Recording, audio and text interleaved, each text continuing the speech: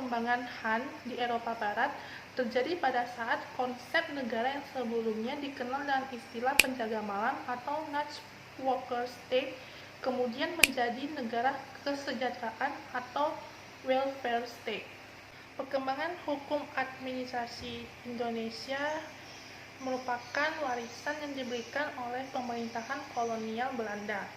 Perkembangan hukum administrasi negara terjadi sejak Undang-Undang Dasar Negara Kesatuan Republik Indonesia pada tahun 1945. Nah, perkembangan hukum administrasi negara di Indonesia selanjutnya mengarah kepada pembedaan antara administrasi negara yang mengurus kegiatan rutin pelayanan masyarakat dengan administrasi pembangunan yang mengurus proyek-proyek pembangunan, terutama pembangunan fisik. Prioritas pembiayaannya akan dibebankan pada administrasi pembangunan, sedangkan kegiatan Han yang bersifat rutin kurang mendapatkan perhatian publik. Nah, perkembangan Han pada saat ini dinilai jauh lebih baik dibandingkan perkembangan Han pada masa zaman kolonial Belanda. Maka dari itu, penerapan hukum administrasi negara di Indonesia memiliki peran yang sangat penting untuk mengatur kehidupan berbangsa dan bernegara. Han digunakan sebagai penegakan hukum diperlukan agar aktivitas administrasi pemerintahan dapat dijalankan sesuai dengan ketentuan peraturan hukum yang berlaku di Indonesia.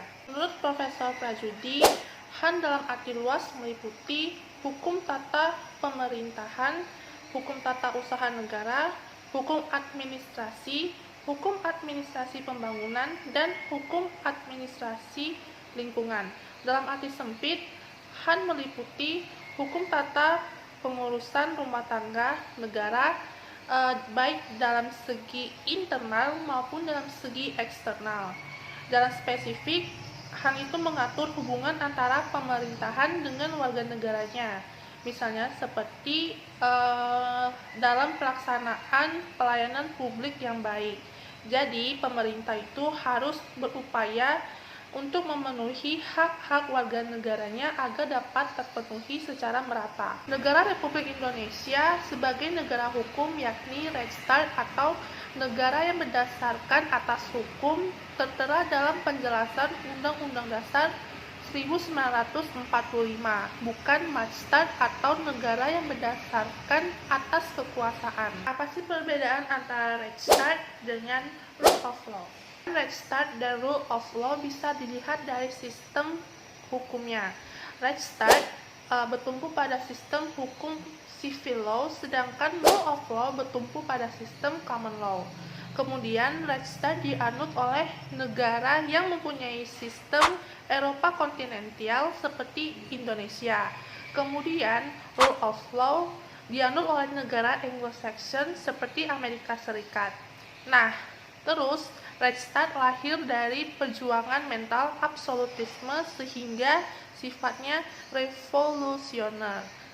Sedangkan kalau Rule of Law berkembang secara evolusioner. Perbedaan signifikan antara Rechtsstaat dan Rule of Law dapat dilihat dari pengadilan administrasi, yaitu pengadilan tata usaha negara yang dimiliki oleh Rechtsstaat, sedangkan Rule of Law tidak mempunyai itu. Ciri-ciri yang dimiliki oleh negara Rechtsstaat diantaranya adalah yang pertama, dilindungi dan diakui kebebasan hak-hak warga negaranya. Yang kedua, adanya pembagian kekuasaan negara. Dan yang terakhir adalah adanya Undang-Undang Dasar atau Konstitusi yang memuat ketentuan tertulis tentang hubungan antara penguasa dengan rakyatnya. Ciri-ciri dari negara Rule of Law adalah persamaan di hadapan hukum atau kedudukan yang sama dari semua golongan kepada ordinary law of the land yang dilaksanakan oleh ordinary court. Tidak ada orang yang berada di atas hukum, tidak ada peradilan administrasi negara. Kemudian konstitusi adalah hasil dari the ordinary law of the land Bahkan hukum konstitusi bukanlah sumber, tetapi merupakan konsekuensi dari hak-hak individu yang dirumuskan dan ditegaskan oleh pengadilan. Kemudian daripada itu ada persamaan antara negara rule of law dengan negara rechtsstaat. Di antaranya adalah yang pertama, kedua negara tersebut merupakan negara hukum. Kemudian adanya pengakuan hak asasi manusia bagi warga negaranya. Kemudian adanya pemerintahan yang dijalankan berdasarkan atas dasar hukum, bukan berdasarkan atas kekuasaan manusia. Konsep negara rechtsstaat dan rule of law sama-sama negara hukum, akan tetapi konsep negara hukumnya itu berbeda. Nah, rechtsstaat itu adanya pengakuan dan perlindungan terhadap HAM, diatur dalam Undang-Undang Nomor 39 Tahun 1999. Kemudian, negara yang dilandaskan pada trias politika. Apa sih itu trias politika? Trias politika adalah konsep pembagian kekuasaan, yakni ada lembaga legislatif, lembaga eksekutif, dan lembaga yudikatif. Tidak ada lagi lembaga tertinggi atau paling tinggi. Tiga lembaga ini ada di bawah konstitusi, yaitu Undang-Undang Dasar 1945. Sedangkan konsep negara menurut rule of law adalah adanya supremasi hukum, adanya persamaan di hadapan hukum, serta adanya konstitusi yang didasarkan pada hak-hak perseorangan. Sekarang mari kita bahas mengenai Mastat dan welfare state. Apa sih itu Mastat?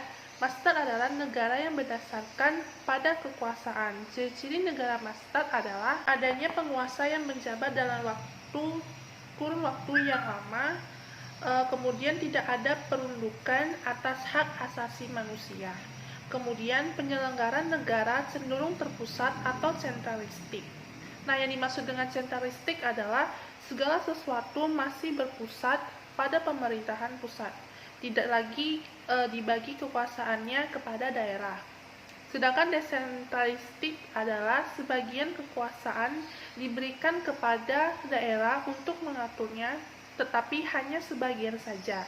Contohnya, keamanan dan pertahanan negara tidak diberikan oleh daerah, tetapi masih akan diatur oleh pemerintah pusat. Kemudian konsep negara welfare state atau negara kesejahteraan, yakni pemerintah atau institusi yang memegang peranan penting dalam perlindungan serta menyejahterakan kehidupan sosial dan ekonomi warga negara Indonesia. Kemudian distribusi kekayaan yang merata, tanggung jawab publik, yakni masyarakat bertanggung jawab atas hak atau kewajiban yang telah didapatkan dan memanfaatkannya dengan baik. Kemudian kesetaraan kesempatan, yang mana warga negara memiliki kesempatan yang sama untuk mendapatkan pendidikan dan memperoleh pekerjaan yang layak dalam kehidupan mereka. Konsep negara hukum dibagi menjadi dua jenis, yaitu konsep negara hukum klasik dan konsep negara hukum modern. Konsep negara hukum klasik itu negara hukum hanya menjaga agar tidak terjadi pelanggaran terhadap ketentraman dan kepentingan umum, seperti yang telah ditentukan oleh hukum yang tertulis seperti undang-undang. Kemudian melindungi jiwa, benda, atau hak asasi warga negaranya secara pasif. Dalam artian, negara tidak ikut campur tangan dalam bidang perekonomian atau penyelenggaraan kesejahteraan rakyatnya. Kemudian negara hukum modern yang saat ini dianut oleh negara Indonesia sendiri, itu adalah menjaga keamanan seluas-luasnya atau hak asasi warganya terlindungi. Kemudian menjaga keamanan sosial dan menyelenggarakan kesejahteraan umum berdasarkan prinsip-prinsip hukum yang benar-benar adil, sehingga hak-hak asasi manusia atau rakyatnya dapat terlindungi berdasarkan Undang-Undang Dasar Negara Republik Indonesia tahun 1945, pembukaan alinea keempat, pasal 33 dan pasal 34. Konsep negara hukum di Indonesia yaitu konsep negara hukum prismatik yang mengakomodir rule of law atau nilai keadilan dengan Rechtsstaat atau nilai kepastian. Nah, konsep negara hukum prismatik mempunyai 3 nilai yang membedakan negara hukum di negara lain, yaitu yang pertama, terdapat nilai ketuhanan sebagai ciri yang melekat pada bangsa Indonesia, kemudian nilai keadilan hukum, dan yang terakhir adalah nilai kepastian hukum. Demokrasi menurut Abraham Lincoln adalah dari rakyat, oleh rakyat, dan untuk rakyat.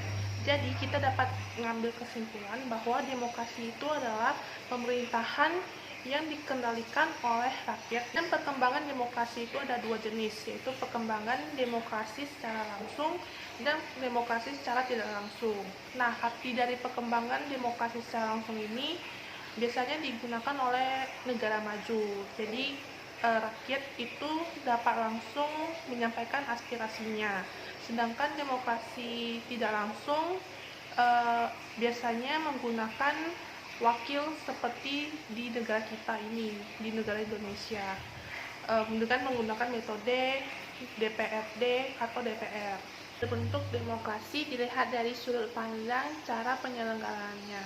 Yang pertama, demokrasi secara langsung. Di sini dalam artian rakyat secara langsung dapat menggunakan kehendaknya di dalam rapat yang dihadiri oleh seluruh rakyat. Contohnya seperti di Amerika, menggunakan sistem polling online terjadi di negara maju. Kedua, ada demokrasi perwakilan atau representatif, yakni rakyat menyalurkan kehendaknya dengan memilih wakil atau duduk untuk di dalam Dewan Perwakilan Rakyat. Dan yang ketiga ada demokrasi perwakilan referendum, yakni gabungan antara demokrasi langsung dengan demokrasi perwakilan. Jadi rakyat memilih wakil-wakil mereka untuk duduk di dalam DPR, akan tetapi dewan tersebut dikontrol oleh pengaruh rakyat dengan sistem referendum atau inisiatif rakyat. Referendum di sini dalam artian penyaluran suara kepada wakilnya. Apa sih tujuan dan maksud dibentuknya PT UN ini? Tujuan dari dibentuknya PT UN ini adalah untuk menyelesaikan sengketa antara pemerintah dan warga negaranya.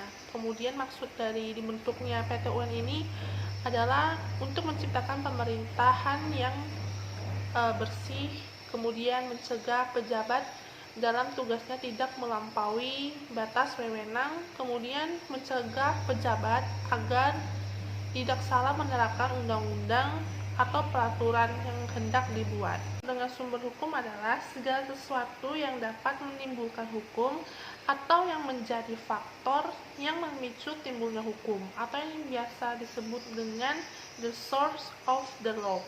Nah, sumber hukum yang ada dalam administrasi negara itu adalah sumber hukum material dan sumber hukum formil. Material itu sebagai tempat asal dan timbulnya hukum dan faktor-faktor yang ikut mempengaruhi materi atau isi dari aturan-aturan tersebut. Nah, biasanya 3 faktor yang mempengaruhi hal tersebut itu harus diperhatikan, dari faktor historisnya, kemudian faktor sosiologis, dan faktor filosofisnya. Formil itu adalah sumber hukum yang dilihat dari bentuk dan pembentukannya. Misalnya hukum berlaku umum dan diketahui serta ditaati oleh masyarakat warga negaranya.